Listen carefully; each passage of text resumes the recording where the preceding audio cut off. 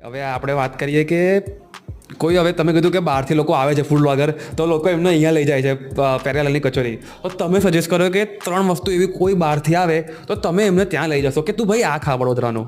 તમે એક કામ કરો, તમે વડોદરામાં રેન્ડમ કોઈ સેવસળવાળાને તઈ એમને લઈ જાઓ, બરાબર. રેન્ડમ એટલે વડોદરામાં ઘણા બધા સેવસળવાળા છે, બરાબર. હું હમણાં 10 નામ આપી શકું છું.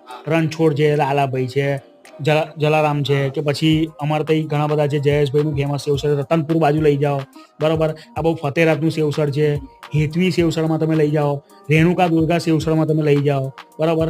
આવા તો કેટલાય સેવસળ છે વડોદરામાં. અમે જે સિટી વિસ્તારના જે સેવસળ કવર કરેલા છે, તમે ત્યાં લઈ જાઓ. તમે ગજાનંદનું સેવસળ ખાવા માટે લઈ જાઓ, તમે પેલા નવરંગનું સેવસળ ખાવા માટે લઈ જાઓ, તમે શું કહેવાય ભાવસારનું એક સેવસળ છે એ ખાવા માટે તમે લઈ જાઓ. ઘણી બધી જગ્યાઓ છે. તમે તૃપ્તિ રિફ્રેશમેન્ટનું સેવસળ ખાવા માટે તમે લઈ જાઓ, બરાબર. આવી તો કેટલી જગ્યાઓ છે, બરાબર. તમે આ સુધીરભાઈનું સેવસળ ખાવા તમે લઈ જાઓ, બરાબર. એને